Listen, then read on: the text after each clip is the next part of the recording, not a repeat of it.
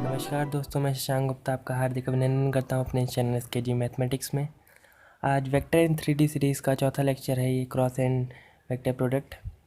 चलिए इसके बारे में जानते हैं। देखिए, क्रॉस प्रोडक्ट का मतलब क्या होता है। सबसे पहले तो आपको जानना है क्रॉस प्रोडक्ट का मतलब क्या होता है। क्रॉस प्रोडक्ट होता है हमारा जिसके पास बोथ मैग्नीट्यूड एंड डायरेक्शन होता है। ठीक है, मैग्नीट्यूड एंड डायरेक्शन, जिसके पास दोनों मैग्नीट्यूड और डायरेक्शन हो उसे क्रॉस प्रोडक्ट कहते हैं। ठीक है, तो क्रॉस प्रोडक्ट के बारे में ये तो जान लिया कि मैग्नीट्यूड एंड डायरेक्शन होता है, पर इसे हमने फील नहीं किया क्रॉस प्रोडक्ट होता क्या है। देखिए, आपको मैंने डॉट प्रोडक्ट पढ़ाया था। ठीक है, डॉट प्रोडक्ट जो मैंने आपको पढ़ाया था, ठीक है, तो डॉट प्रोडक्ट केवल हमेशा हमें स्केलर क्वांटिटी देता है, यानी कि इसमें केवल मैग्नीट्यूड होता है। मतलब 10 किलो, जैसे 10 किलो, तो ये केवल स्केलर देगा। ठीक है, 10 किलो अगर मान लीजिए हमसे कहा गया है कि 10 जगह हमें 10 किलो आम लाने हैं, तो ये 10 इंटू 10 टोटल क्या हो गया। अगर क्रॉस प्रोडक्ट करेंगे, 10 जगह हमें लाने हैं 10 किलो आम, तो 100 किलो आम हो गए हमारे पास टोटल। ठीक है, फिर भी हमारे पास क्या आया, ये आया हमारे पास मैग्नीट्यूड ही। ठीक है, डायरेक्शन इसमें नहीं है। ठीक है, तो इसको कहते हैं डॉट प्रोडक्ट। अब बात आती है कि क्रॉस प्रोडक्ट क्या होता है। तो क्रॉस प्रोडक्ट वो होता है जिसके पास बोथ मैग्नीट्यूड एंड डायरेक्शन होता है, यानी कि मान लीजिए दो वेक्टर्स ये हैं। ठीक, एक ये वेक्टर है ए, ठीक, और एक वेक्टर है ये बी, इनका कॉमन सेंटर है वो। ठीक, एक वेक्टर ए है और एक वेक्टर बी है। ठीक, तो इनका क्रॉस प्रोडक्ट क्या होगा। और मान लीजिए ये एंगल थीटा है इनके बीच में, इनका क्रॉस प्रोडक्ट इस तरीके से होगा, ये एन कैप इस तरीके से, जो भी आएगा ए क्रॉस बी। ठीक है, तो वो इस डायरेक्शन में होगा, ऊपर या तो नीचे। और ये जो एन कैप होता है हमारे यहाँ पे, ये हमारी डायरेक्शन शो करता है कि किस तरफ आपका ये प्रोडक्ट है। ठीक, तो चलिए लिखते हैं ए क्रॉस बी को। ए क्रॉस बी क्या होता है हमारा, A vector cross B vector क्या हो जाएगा, mod of A vector mod of B vector sine theta, और साथ में आपका आ जाता है एन कैप। ठीक है, और ये एन कैप जो है आपका, एन कैप, यही यहाँ पर मोस्ट इम्पॉर्टेंट टॉपिक है, मोस्ट इम्पॉर्टेंट पॉइंट है जिसे आपको समझना है। देखिए, डॉट प्रोडक्ट में भी हमने पढ़ा था ऐसे ही कुछ, ए मॉड बी और कॉस थीटा था वहाँ पे। ठीक है, यहाँ पे एन कैप और जुड़ते हैं। एन कैप है क्या है, एन कैप है हमारा डायरेक्शन। ठीक, ए बी जो है हमारा, एन कैप का डायरेक्शन होता क्या है, plane containing perpendicular to plane containing,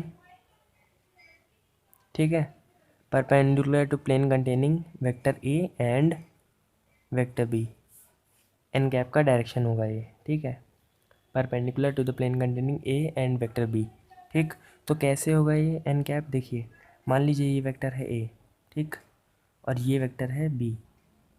ठीक, ये दो वेक्टर्स हो गए हमारे पास। ठीक है, तो इनका प्लेन क्या होगा, उनका प्लेन ये होगा हमारा। ठीक है, इसका प्लेन, ये दो वेक्टर्स हैं ऐसे इस तरीके से, तो इसका प्लेन क्या होगा हमारा, यही तो होगा, ये प्लेन होगा ये वाला। ठीक, तो इसके परपेंडिकुलर वेक्टर क्या हो जाएगा हमारा, यही तो हो जाएगा, ये जो ऊपर की डायरेक्शन में होगा, अपवर्ड डायरेक्शन में हमारा क्या हो जाएगा, परपेंडिकुलर। ठीक है, तो मैं इसको डॉट से दिखा रहा हूँ कि ये ऊपर डायरेक्शन में है। ठीक, ये हमारा हो जाएगा ए क्रॉस बी। ठीक, तो ये वेक्टर जो होता है एन कैप हमारा, वो क्या होता है, perpendicular to the plane containing A and B, vector A and B. ठीक, अब ये ऊपर भी हो सकता है नीचे भी हो सकता है। कब ऊपर होगा कब नीचे होगा इसकी कंडीशन होती है। देखिए, मान लीजिए वेक्टर ए क्रॉस बी बोला गया है, ए क्रॉस बी मतलब ए से बी तक जाना है हमें। तो अगर ए से बी तक जाना है तो हमें इसमें क्या रूल लगाते हैं, हम राइट हैंड पाम रूल लगाते हैं। ठीक है, हमारा जो थंब होता है वो हमारा इंडिकेटर होता है किस तरफ एन कैप का डायरेक्शन है। ठीक है, और हम फिर सर्किल करते हैं। देखिए इस तरीके से, मान लीजिए ए वेक्टर ये है, बी वेक्टर ये है, तो हम इस तरीके से करेंगे ए cross B, A cross B. ठीक है, तो हमारा डायरेक्शन किस तरफ हो जाएगा, अपवर्ड। यहाँ पर हमारा डायरेक्शन हो जाएगा अपवर्ड। ठीक है, और यही बात अगर बोल दी जाती कि बी क्रॉस ए है, बी क्रॉस ए निकालना है तो वो वेक्टर अलग हो जाता है क्योंकि उसका डायरेक्शन नीचे की तरफ होता है। कैसे होता है नीचे की तरफ, देखिए इस तरीके से। मान लीजिए ये वेक्टर ए है, ये वेक्टर बी है, ठीक है। तो अब बी क्रॉस ए कैसे करेंगे, हमें बी क्रॉस ए इस तरीके से करना पड़ेगा। तो हमारा थंब का डायरेक्शन नीचे की साइड है, यानी ये वेक्टर कहाँ हो जाएगा, डाउनवर्ड्स हो जाएगा, ठीक है। एन कैप का डायरेक्शन इस बार डाउनवर्ड्स हो जाएगा, अंदर की तरफ, inside the plane of paper, ठीक है। क्योंकि ये जो दो वेक्टर्स लिए ए और बी हमने प्लेन ऑफ पेपर पे लिए हैं तो वही उसकी प्लेन हो जाती है। और जो परपेंडिकुलर डाउनवर्ड्स हो जाएगा ये हमारा डायरेक्शन हो जाएगा नीचे की साइड एन कैप का, यानी बी क्रॉस ए का, ठीक है। तो ये बात रही हमारी कि ये एंगल कैसे, आप जो इसका ये डायरेक्शन होता है एन कैप, इसका कैसे निकालेंगे, ठीक। तो ये बहुत इंपॉर्टेंट प्रॉपर्टी भी है इसकी, ठीक है, इसको आप ध्यान में रखिएगा। चलिए अब बात करते हैं प्रॉपर्टीज़ की। तो क्रॉस प्रोडक्ट की प्रॉपर्टीज़ जो होती हैं बहुत सारी होती हैं, उनको जान लेते हैं, ठीक है। तो प्रॉपर्टीज़ में क्या आता है, जो नंबर 1 प्रॉपर्टी की ये नॉट कम्यूटेटिव होती है, ठीक है, कम्यूटेटिव नहीं होता है। जैसे मैंने आपको डॉट प्रोडक्ट में पढ़ाया था कि A dot B, vector A dot B equal to vector B dot A होता है, पर यहाँ ऐसा नहीं होता है। A vector cross B vector is not equal to B vector cross A vector, ठीक है। क्यों नहीं होता है, मैंने आपको यहाँ पे ही रीज़न बताया हुआ है कि वेक्टर ए क्रॉस बी जो होता है उसका डायरेक्शन अपवर्ड होता है, वो वेक्टर ऊपर की तरफ होता है, और जो वेक्टर बी क्रॉस है उसका डायरेक्शन नीचे होता है। तो ये दोनों आपस में एंटी पैरेलल होते हैं, ठीक है। एंटी पैरेलल का मतलब, मान लीजिए एक वेक्टर इस तरफ है तो दूसरा वेक्टर इस तरफ है, उनके बीच में एंगल क्या हो जाएगा, 180 डिग्री, एंटी पैरेलल, ठीक है। एंटी पैरेलल मतलब एंगल उनके बीच में थीटा क्या है, 180 डिग्री। तो अगर A cross B not equal to B cross A है तो होगा क्या, तो इसका होता ये है कि A cross B is equal to negative of B cross A, ये होती है हमारी प्रॉपर्टी, ठीक है। क्योंकि ये कॉम्यूटेटिव नहीं होता है, ठीक है, ये कॉम्यूटेटिव नहीं होता है, इसलिए A cross B not equal to B cross A होता है, ठीक है। और A cross B equal to negative of B cross A, मतलब अगर ए क्रॉस बी ऊपर है तो बी क्रॉस ए बिल्कुल सेम मैग्नीट्यूड का नीचे होगा, नीचे डायरेक्शन, केवल इसमें डायरेक्शन में अंतर होता है ए क्रॉस बी और बी क्रॉस ए में, ठीक है। तो चलिए ये बात रही। अब बात आती है सेकंड प्रॉपर्टी की, ये भी इम्पॉर्टेंट है आपकी सेकंड प्रॉपर्टी, ठीक है। तो सेकंड प्रॉपर्टी जो होती है आपकी, इसमें क्या बोला गया है कि ए क्रॉस बी ज़ीरो कब होगा। जैसे मैंने आपको वेक्टर प्रोडक्ट में पढ़ाया था कि A cross B, A dot B zero कब होता है, ए डॉट बी ज़ीरो तब होता है जब ए ज़ीरो हो वेक्टर, या बी ज़ीरो हो, या ए परपेंडिकुलर टू बी हो, या वेक्टर ए जो है परपेंडिकुलर हो जाता है बी के, तो वो क्या हो जाता है, ए डॉट बी ज़ीरो, क्योंकि थीटा यहाँ पर 90 डिग्री हो जाता था। ये रही बात थी डॉट प्रोडक्ट की। लेकिन यहाँ हम बात कर रहे हैं क्रॉस प्रोडक्ट। क्रॉस प्रोडक्ट में क्या होता है, क्रॉस प्रोडक्ट में हमारा ए मॉड ऑफ बी और साइन थीटा आता है, और साइन थीटा ज़ीरो कब होता है, साइन थीटा हमारा ज़ीरो होता है थीटा इक्वल टू 0 डिग्री पे, ठीक है। तो व्हेन, तो इसमें क्या कंडीशन बन जाएगी, when A and B are parallel, जब भी ए और बी पैरेलल हो जाएंगे, अगर ए और बी पैरेलल हो गए, इसका मतलब क्या है, ए और बी के पैरेलल होने का मतलब है कि दोनों ही वेक्टर्स क्या हो जाए, ए क्रॉस बी क्या हो जाएगा हमारा, ज़ीरो हो जाएगा। क्यों, क्योंकि साइन थीटा ज़ीरो हो जाएगा और वो मल्टीप्लाई में है। यहाँ पर देखिए mod A mod B sine theta multiply में है ना, तो मल्टीप्लाई में है तो ये ज़ीरो बना देगा, पूरे को ज़ीरो वेक्टर बना देगा, ठीक है। ज़ीरो नहीं आएगा आंसर, ज़ीरो वेक्टर आएगा क्योंकि इसका डायरेक्शन होता है, ठीक है। और ज़ीरो वेक्टर की एक खास बात होती है, ये किसी भी डायरेक्शन में आप इसको दिखा सकते हैं। ज़ीरो वेक्टर मतलब एक पॉइंट, ठीक है, किसी भी डायरेक्शन, इसको इधर भी मान सकते हैं उधर भी, उससे वैसे कोई मतलब नहीं होता है, ठीक है। तो ये बात रही आपकी, ठीक। अब बात आती है कि और कैसे हो सकता है, तो वही बात हो गई कि मान लीजिए वेक्टर ए ज़ीरो हो जाए, वेक्टर बी ज़ीरो हो जाए, और ठीक है, तो वेक्टर ए ज़ीरो हो जाएगा तब भी ए ज़ीरो हो जाएगा पूरा, vector A cross B B zero हो जाएगा तब भी ज़ीरो हो जाएगा, ठीक है। और बाकी A is parallel to B तो हाई है कंडीशन आपकी, ठीक। तो ये तीन कंडीशंस होती हैं आपकी जिससे ए क्रॉस बी ज़ीरो हो सकता है। ठीक, तो अब बात आती है कि वेक्टर प्रोडक्ट जो हम यूनिट वेक्टर्स का यानी आई जे के जो मैंने आपको बताए थे उनका क्या होता है, तो जानते हैं। चलिए, vector product of unit vectors, vector product किसका, unit vectors along the X axis, ठीक है, Y axis and Z axis. X axis के अलोंग क्या होता था, यूनिट वेक्टर आई कैप होता था, वाई एक्सिस के अलोंग जे कैप और जेड एक्सिस के अलोंग के कैप। ठीक, तो आपका ये होता था। तो यही चीज़ें मुझे बतानी है कि वेक्टर प्रोडक्ट निकालेंगे इनके बीच में। आई मान लीजिए I dot J, I cross जे करेंगे तो क्या आएगा, आई क्रॉस आई करेंगे तो क्या आएगा। ठीक है, तो इसमें क्या होता है, साइक्लिक रूल फॉलो होता है। साइक्लिक रूल, देखिए क्या होता है साइक्लिक रूल। मान लीजिए ये आई कैप है, ये है जे कैप और ये है के कैप। देखिए बहुत ही सिंपल सा रूल है, हम पहले लिख लेते हैं आई क्रॉस जे कैप।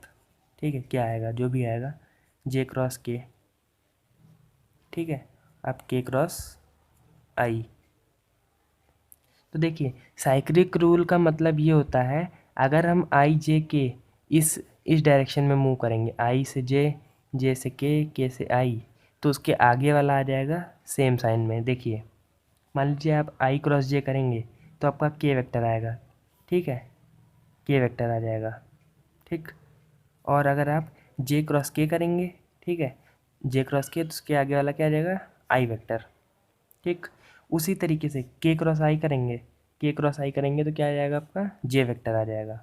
ठीक है, अब ये होता क्यों है, होता इसलिए है, मैंने आपको यहीं पे बता दिया है। ये देखिए क्यों होता है, ये मैंने आपको यहीं पे बता दिया है। देखिए आई क्रॉस जे करेंगे तो आपका क्या, देखिए ये जो वेक्टर्स आपके ये जो आई जे के होते हैं, ये आपस में तीनों क्या होते हैं, म्यूचुअली परपेंडिकुलर होते हैं। कैसे होते हैं, मैं आपको क्यूब के माध्यम से बताता हूँ। देखिए एक क्यूब बना लेते हैं हम, बहुत आसानी से आपको समझ में आ जाएगा। देखिए ये मान लीजिए एक्स एक्सिस है आपकी, ठीक है, ये है आपकी वाई एक्सिस और ये है आपकी जेड एक्सिस। ठीक है, एक्स वाई जेड एक्सिस हो गई, ये हो गया आपका आई कैप। ठीक, ये हमारा क्या हो गया, चलिए मैंने इसको जेड एक्सिस हमेशा से माना था तो इसको ही मान लेते हैं, ये जेड एक्सिस मान लेते हैं और ये वाई एक्सिस मान लेते हैं। ठीक है, तो इसको मान लेते हैं जे कैप, ये मान के लेंगे है ये J cap, I cap in the direction X axis, J cap in the direction of Y axis, और ये हो गया हमारा K cap in the direction of Z axis. ठीक है, ये हमारी यूनिट वेक्टर्स हो गए। अगर हम A cross B, A cross sorry I cross J निकालेंगे यहाँ पर, तो हमारा क्या आता है, आई क्रॉस जे का डायरेक्शन क्या होगा, ये डायरेक्शन होगा हमारा परपेंडिकुलर, इसके कोई वेक्टर होना चाहिए इसी की प्लेन में, इसके प्लेन से परपेंडिकुलर, तो वो क्या हो जाएगा, जेड, ये हमारा हो जाएगा के कैप वाला वेक्टर। ठीक है, और क्योंकि ये दोनों मैग्नीट्यूड यूनिटी होता है आई जे का, क्योंकि ए क्रॉस बी क्या होता है, देखिए mod of A mod of B sine theta, ठीक है, एन कैप। ठीक है, तो आई क्रॉस जे अगर इसकी तरफ रखेंगे इसके साथ, आई क्रॉस जे ये भी परपेंडिकुलर होते हैं और इनके परपेंडिकुलर क्या होता है, ये के कैप वाला वेक्टर। ठीक है, तो देखिए अगर ए आई क्रॉस जे रखेंगे तो आई का वेक्टर वन मॉड, क्योंकि यूनिटी होता है, और जे का उसी तरीके से जे कैप का A B mod one, sine theta, theta क्या है इनके बीच में 90 डिग्री, साइन 90 क्या होता है वन। ठीक है, अब एन कैप, अब ये इसके परपेंडिकुलर वेक्टर कौन सा है, के कैप। ठीक है, तो ये क्या आ गया हमारा आंसर, के कैप। ठीक है, तो इसको आपको इस तरीके से नहीं याद रखना है, आपको याद रखना है केवल साइक्लिक रूल। आई क्रॉस जे करेंगे तो के कैप, ठीक है, जे क्रॉस के करेंगे तो आई कैप, आई जे के आई जे। ठीक है, अगर ये साइक्लिक रूल फॉलो कर रहा है तो उसके आगे वाला वेक्टर बिना साइन चेंज किए। अभी अगर मान लीजिए उल्टा कर देते हैं इसका, मान लीजिए जे क्रॉस आई कर देंगे, तो मैंने आपको बताया था अगर जे क्रॉस आई कर देंगे तो नेगेटिव के साथ आ जाएगा के कैप माइनस के कैप। ठीक है, जे क्रॉस आई करेंगे, जे क्रॉस आई तो इधर साइड अगर के कैप है तो इसके पीछे क्या हो जाएगा, ये माइनस के कैप ही तो हो जाएगा। क्यों, क्योंकि जब आई क्रॉस जे हमारा ये के कैप वाला वेक्टर इस तरीके से है, ठीक है, तो अगर जे क्रॉस आई करेंगे तो उल्टा नहीं हो जाएगा, डायरेक्शन नीचे की साइड हो जाएगा, तो माइनस के कैप लिखेंगे उसे। ठीक है, वो सेम है। ठीक, बहुत ही सिंपल था ये रूल। ठीक, अब बात आती है कि सेम का सेम के साथ क्या। मान लीजिए आई क्रॉस आई लिखते हैं हम, आई वेक्टर क्रॉस आई वेक्टर, तो इसका आंसर क्या आएगा। सिंपल सी बात है, आई और आई वेक्टर के बीच में एंगल कितना है, थीटा कितना है, 0 डिग्री है। और मैंने आपको बताया है अभी पीछे कि अगर आई क्रॉस आई अगर अगर 0 डिग्री हो जाता है एंगल, तो साइन थीटा क्या हो जाएगा हमारा, साइन थीटा हो जाएगा आपका 0। ठीक है, साइन थीटा आपका 0 हो जाएगा ये।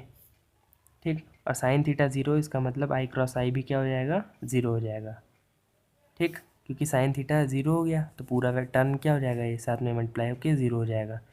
तो इससे हमें ये पता चलता है कि अगर सेम वेक्टर हम क्रॉस प्रोडक्ट लेंगे, सेम वेक्टर कोई भी दो प्रोडक्ट वेक्टर्स लें और उनका सेम का क्रॉस प्रोडक्ट कर दें, देखिए ए क्रॉस बी है अगर, तो जो भी आएगा आंसर चल जाएगा। ठीक है, मान लीजिए बी वेक्टर जो है वो ए वेक्टर ही है, तो मान लीजिए इस तरीके से लिखते हैं ए क्रॉस ए।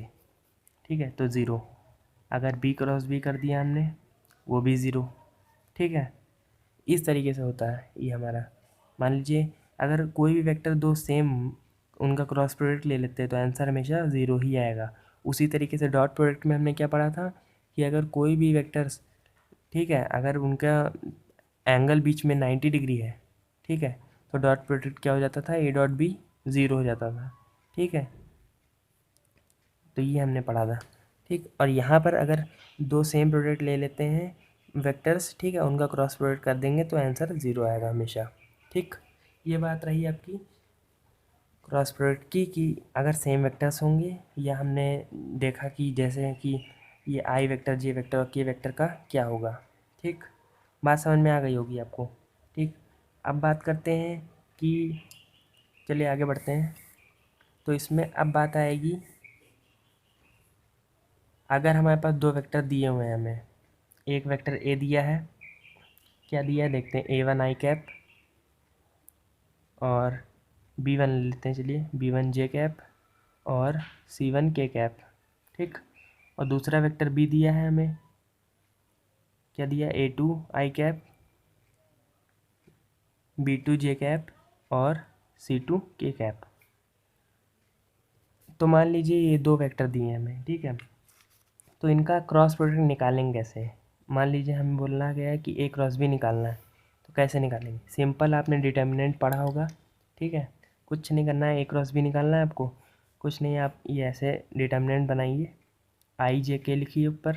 ठीक है, आई जे के लिखा। ठीक, आई जे के लिखने के बाद क्या करना है आपको, आई जे के लिखने के बाद आपको जो पहला वाला होगा उसको, उसके कोफिशिएंट्स लिख डालिए। ए, जैसे पहला वाला हमारा वेक्टर क्या है, ए है हमारा, A1 B1 और C1, A1 B1 C1। ठीक है, उसी तरीके से दूसरा वेक्टर क्या है, A2 B2 और C2। ठीक है, और इसका डिटर्मिनेंट आप निकाल लेंगे, ये आपको सॉल्व कर लेंगे तो आंसर आपका आ जाएगा। और जो आएगा आई कैप जे कैप और के कैप के टर्म में, वही आपका ए क्रॉस बी वेक्टर हो जाएगा। ठीक है,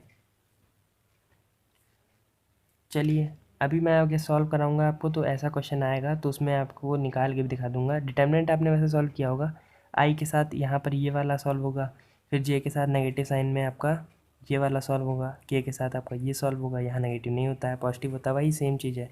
डिटर्मिनेंट तो आता ही होगा आपको निकालना। ठीक है, अब बात करते हैं कि angle between the two vectors कैसे निकालेंगे। ठीक है, अगर क्रॉस प्रोडक्ट हमें दिया हुआ है तो एंगल कैसे निकालेंगे। Angle between A vector and B vector, अगर क्रॉस प्रोडक्ट दिया है, ठीक है, मान लीजिए आपको दिया हुआ है मॉड ऑफ ए दिया हुआ है, ठीक है, मॉड ऑफ बी दिया है, ठीक है, इनका मैग्नीट्यूड दिया हुआ है ए और बी वेक्टर्स का। ठीक है, और आपको दिया हुआ है ए क्रॉस बी का मॉड दिया हुआ है, कुछ जो भी दिया है, ठीक है, इसकी वैल्यू दी, तो आप एंगल कैसे निकालेंगे। ठीक है, ये मोस्ट विजिटेड क्वेश्चन है BHU का। ठीक है, तो mod of A cross B क्या होता है आपका, mod of A cross B होता है मॉड ए मॉड बी और साइन थीटा। ठीक है, इसमें क्या होता है हमारा, एन गैप नहीं आता। क्यों नहीं आता है, सिंपल सी बात है, ए क्रॉस बी जो होता है जब हम निकालते थे तो वो ए क्रॉस बी क्रॉस प्रोडक्ट है, तो उसमें डायरेक्शन होगा। अगर हमने केवल मैग्नीट्यूड की बात कर दी है, मॉड लगा दिया है इसमें ए क्रॉस बी में, तो केवल मैग्नीट्यूड की बात करेगा ये। ठीक है, एन कैप नहीं आएगा यहाँ पे, ठीक। तो चलिए यहाँ पर अगर ये हो गया, ठीक है, और हमें ये दिया हुआ है तो साइन थीटा तो हम निकाल ही लेंगे, ए क्रॉस बी मॉड में अपॉन मॉड ऑफ बी और साइन थीटा ये देखिए लिखा है, ठीक। ये हो गया आपका साइन थीटा, ठीक। चलिए अब आपने यहाँ पर जो भी अगर स्टैंडर्ड वैल्यू आती है तो आप वैसे साइन थीटा निकाल लेंगे, अगर नहीं आएगा तो theta equal to sine inverse में आपका जो भी वैल्यू आएगा आप लिख देंगे यहाँ पर, ठीक है। अब बात आती है कि how to find unit vectors, ठीक है। अगर दो वेक्टर दिए हुए हैं तो उनके परपेंडिकुलर में एक यूनिट वेक्टर कैसे निकालेंगे। बोल दिया मैंने, आपको ज़्यादा समझ में नहीं आया होगा, लिख के बताऊंगा, अभी आपको समझ में आ जाएगा, ठीक है। मैंने आपको पहले ही बताया है कि जो ए क्रॉस बी होता है, ठीक है, ए क्रॉस बी जो इसका वेक्टर रिजल्टेंट निकल के आता है ए क्रॉस बी का, वो क्या होता है, इन दो वेक्टर्स की प्लेन के परपेंडिकुलर होता है, ठीक है। मान लीजिए ए बी ये वेक्टर्स हैं, तो इनका जो वेक्टर होगा वो इस तरीके से होगा, ऊपर की साइड, ठीक है। समझ रहे हैं आप, ऊपर की साइड होगा वेक्टर, ठीक। या तो ऊपर की साइड या नीचे की साइड। नीचे की साइड कब होगा, जब बी क्रॉस ए लेंगे। ऊपर की साइड कब होगा, जब ए क्रॉस बी लेंगे, ठीक है। तो ये हो गई बात। तो हमें अगर मान लीजिए बोल दिया गया फाइंड यूनिट वेक्टर, हमें एक यूनिट वेक्टर मान लीजिए निकालना है which is perpendicular to both A vector and B vector. तो इसका मतलब हमें कह रहा है, क्या कह रहा है, सिंपल कह रहा है कि आप ए क्रॉस बी निकाल दीजिए और उसका हमें एन कैप निकालना है। मतलब वो एन कैप जो होता है, ए क्रॉस बी क्या होता है, mod of A mod of B sine theta, ठीक है। और ये क्या होता है साथ में एन कैप। तो एन कैप निकालने के लिए कह रहा है, ठीक है, हमें ये एन कैप मतलब एक यूनिट वेक्टर निकालना है इन दोनों वेक्टर्स के परपेंडिकुलर, ठीक। तो वो ए क्रॉस बी निकालेंगे, ठीक है, और उसका मॉड निकाल लेंगे और वो ये चीज़ है, और एन कैप इसको डिवाइड करके निकल आएगा सिंपल तरीके से। चलिए मैं बताता हूँ कैसे। देखिए देखिए एन कैप क्या होता है आपका, सिंपल सी बात करिए। एन कैप मानिए कि जो एक यूनिट वेक्टर होता है उसको कैसे लिखते हैं, N vector upon mod of N, ठीक। N vector upon mod of N. तो अगर हम यहाँ पर एन कैप निकालेंगे, ये वाला एन कैप, ठीक है, और ए क्रॉस बी वेक्टर का है ये, तो यहाँ पर क्या हो जाएगा, A cross B vector upon mod of A cross B, ठीक है। और mod of A cross B मैंने क्या बताया था आपको, क्या होता है, ए वेक्टर बी वेक्टर और साइन थीटा। क्यों mod of A vector B vector क्यों होता है ये, क्योंकि यहाँ पे केवल मॉड की बात की है, यानी मैग्नीट्यूड की बात की है, ठीक है। हमें डायरेक्शन नहीं बोला गया, तो डायरेक्शन नहीं बोला गया, एन कैप नहीं होगा, ठीक है। तो ए क्रॉस बी, ठीक, वेक्टर में है ये, और अपॉन में vector A mod B mod of A mod B और साइन थीटा, ठीक है। लेकिन हमें ये लिखना ही नहीं कभी, हमें क्योंकि निकालेंगे हम डिटर्मिनेंट वाले मेथड से इससे, तो हमें जो ये मॉड निकालेंगे वो हम यहाँ पर जो भी आएगा उसको अंडर रूट में स्क्वायर करके आई वेक्टर जे वेक्टर वाला कर लेंगे, उसी तरीके से करना है हमें, ठीक है। तो हमें इसकी ज़रूरत पड़ेगी नहीं, तो हमें ये याद रखना है बेसिकली, ठीक। N cap equal to A cross B upon mod of A cross B, ठीक है। ये चीज़ इसी से हम जो है आपका एक वेक्टर जो कि परपेंडिकुलर दो वेक्टर्स के परपेंडिकुलर होगा वो निकाल सकते हैं, ठीक है। चलिए ये बात रही। अब जो आने वाला है आपका मोस्ट इम्पॉर्टेंट टॉपिक होने वाला है वो है आपका लैग्रांजेस आइडेंटिटी। आपने बहुत बार सुना होगा कि ये क्वेश्चन इस लैग्रांजे आइडेंटिटी से लगेगा, ठीक है। तो वो है क्या, देखिए जानिए। लैग्रांजेस आइडेंटिटी क्या वाला है भाई ये। देखिए लैग्रांजे आइडेंटिटी कुछ नहीं है, आपको अगर बोला गया है कि ए क्रॉस बी दिया है, ठीक, और vector mod of vector A दे दिया है, मॉड ऑफ वेक्टर बी दे दिया है, तो आपसे पूछा जाएगा कि ए डॉट बी निकालिए, ठीक है। सिंपली ए डॉट बी अगर बोल दिया है आपको निकालने के लिए तो आप फंस जाएंगे। अगर आप नॉर्मल ट्रिवियल तरीके से निकालेंगे, ठीक है, तो आपको बहुत कठिनाई होगी। लेकिन लैग्रांजे ने क्या किया, सिंपल आपका sine square theta plus cos square theta equal to 1 कर वाली जो आइडेंटिटी थी उसको यूज़ करके इन्होंने जो है इसका फॉर्मूला बनाया, और फॉर्मूला बहुत बेहतरीन था, और ये था फॉर्मूला, ए क्रॉस बी का whole square equal to mod of A का स्क्वायर मॉड ऑफ बी का square minus A dot B का होल स्क्वायर। ठीक, ये उन्होंने बेहतरीन सा फॉर्मूला दिया आपको। ठीक है, ए क्रॉस बी का whole square equal to mod of A का स्क्वायर मॉड ऑफ बी का square minus A dot B का होल स्क्वायर।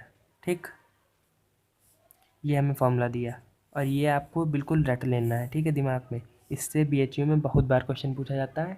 बहुत सिंपल सा क्वेश्चन आएगा आपका। ठीक है, ये बहुत सिंपल सा क्वेश्चन बनता है और बहुत सिंपल है भी। ठीक है, इसमें कोई बहुत बड़ी चीज़ नहीं है। ठीक, बहुत बड़ी चीज़ कोई नहीं है इसमें और ये बहुत सिंपल सा है, आपको याद भी होना चाहिए फॉर्मूला। ठीक, अब बात आती है कि आप एरिया ऑफ पैरेललोग्राम कैसे निकालेंगे। इसका भी एक फॉर्मूला दिया है भाई, ये भी पढ़ लीजिए आप। ये सब BHU में आए हुए क्वेश्चंस हैं, उसी के रिलेटेड मैं आपको टॉपिक्स बता रहा हूँ और उसी तरीके से आपके क्वेश्चंस करवाऊँगा। ठीक है, उल जुलूल इधर उधर नहीं भागेंगे, फालतू के कॉन्सेप्ट में नहीं पढ़ेंगे। ठीक है, एरिया ऑफ पैरेललोग्राम क्या, मान लीजिए आपको दो वेक्टर दिए हैं, ए वेक्टर ए दिया है, ए वेक्टर बी दिया है। ठीक है, और बोल दिया जाए आपसे एरिया ऑफ पैरेललोग्राम निकालिए, तो इन दो वेक्टर से क्या पैरेललोग्राम बना सकते हैं? बिल्कुल बना सकते हैं। देखिए, अगर बी वेक्टर ऐसा ही एक इधर खींच लेंगे हम, ठीक है, और ऐसा ही एक वेक्टर ए इधर खींच लेंगे तो ये पैरेललोग्राम नहीं बन जाएगा आपका। ये देखिए पैरेललोग्राम बन गया आपका। ठीक है, तो एक वेक्टर अगर बी वेक्टर दिया है, हमें दो वेक्टर दिए हैं और बोला गया इनसे एरिया ऑफ पैरेललोग्राम निकालिए। ठीक है, तो कुछ नहीं आपको करना है, एरिया ऑफ पैरेललोग्राम का फॉर्मूला होता है mod of A cross B. ठीक है, mod of A cross B, आपको यही एरिया ऑफ पैरेललोग्राम। देखिए, mod of A cross B आप कैसे निकालेंगे, वही डिटर्मिनेंट वाले तरीके से आई जे के करके। ठीक है, अब यहाँ पर ए वेक्टर के कोफिशिएंट लिख दीजिएगा, यहाँ पे बी के लिख दीजिएगा। ठीक है, A1 B1 C1 A2 B2 C2 जो भी आएगा आई और जे के टर्म में, उसका मॉड आपको निकालना आता ही है अंडर रूट स्क्वायर में करके। ठीक, अब बात आती है कि अगर आपको एरिया ऑफ पैरेललोग्राम निकालना आ गया तो आपको एरिया ऑफ ट्रायंगल भी निकालना आ गया। देखिए, एरिया ऑफ ट्रायंगल, देखिए पैरेललोग्राम क्या होता है, पैरेललोग्राम दो, जैसे ये मान लीजिए पैरेललोग्राम है, मान लीजिए नहीं भी बना है, ठीक है, मान लीजिए, तो ये दो ट्रायंगल्स से मिलकर बना होता है। ठीक है, जिसका एरिया हाफ हाफ होता है। ठीक, बराबर बराबर, ये इस ट्रायंगल का एरिया और इस ट्रायंगल का एरिया बराबर होता है। ठीक, तो एरिया ऑफ ट्रायंगल क्या हो जाएगा, half of mod of A cross B. ठीक है, एरिया ऑफ पैरेललोग्राम क्या हो जाएगा, half of mod of A cross B. ठीक, अब बात आएगी, ये निकल गया आपका half of mod of A cross B, ये हो गया एरिया ऑफ ट्रायंगल। अगर मान लीजिए बोला गया ए वेक्टर ये है, बी वेक्टर ये है, तो एरिया ऑफ ट्रायंगल निकालना है, तो ये half of A cross B. ठीक है, मॉड में ये आपने अच्छा अपनी बुक्स में ही पढ़े होंगे। एक फॉर्मूला आपने शायद अपनी बुक में नहीं पाया होगा, वो ये है जो BHU में पूछा भी गया है एक बार। ठीक है, और मैं आपको बता भी देता हूँ, ये आप एरिया ऑफ पैरेललोग्राम निकालिए। ठीक है, तो आप कहेंगे ये तो वही चीज़ हो गई ऊपर वाली, नहीं, यहाँ पे कंडीशन दूसरी है। ठीक है, जिसके डायगनल्स हैविंग डायगनल्स, जिसके डायगनल्स दिए हुए हैं। ठीक है, एरिया ऑफ पैरेललोग्राम निकालना है जिनके डायगनल ए और बी दिए हुए हैं, ए एंड बी। मान लीजिए कोई दो वेक्टर ए एंड बी हैं और उनको बोल दिया गया है कि ये पैरेललोग्राम के डायगनल्स है, तो आप एरिया बताइए। मान लीजिए ये पैरेललोग्राम है आपका। ठीक है, और ये एक वेक्टर है ए, ये वेक्टर था ए और ये वेक्टर बी, ये दोनों डायगनल्स दिए हुए हैं इस पैरेललोग्राम के, तो एरिया बताइए पैरेललोग्राम का। तो कोई बड़ी बात नहीं है, एरिया ऑफ पैरेललोग्राम यहाँ पर क्या हो जाएगा, half of mod of A cross B, same यही ट्रायंगल की तरह। लेकिन यहाँ पर आपको ध्यान देना है कि ए और बी ये हमारे जब डायगोनल दिए हों तब आपको फॉर्मूला लगाना है। वैसे अगर आपको साइड दी हुई ए और बी, मान लीजिए साइड्स दी हुई हैं ए और बी, तो आपको mod of A cross B ही लगाना है केवल। ठीक है, अगर आपको डायगोनल्स दी हैं तो half of A cross B. ठीक, तो ये रही बात आपकी Lagrange's identity, area of parallelogram when sides are given and when diagonals are given, and area of triangle. ठीक है, व्हेन साइड्स आर गिवन। ठीक, तो अगले लेक्चर में मैं आपको जो है इसी से रिलेटेड क्वेश्चंस करा दूंगा, क्योंकि लगभग 30 मिनट के करीब वीडियो हो गई है, लंबी हो गई, तो आप आज केवल कॉन्सेप्ट्स पढ़िए। जैसे ही मैं अगला वीडियो अपलोड करूंगा तो आप उन कॉन्सेप्ट्स को मेमोराइज़ कर लीजिएगा और साथ में तुरंत क्वेश्चन सॉल्व कर लीजिएगा। ठीक है, तो अगर आपको कोई भी क्वेरी हो रही है तो आप कमेंट सेक्शन में बताइए। ठीक है, और लाइक ज़रूर करिएगा वीडियो को। धन्यवाद।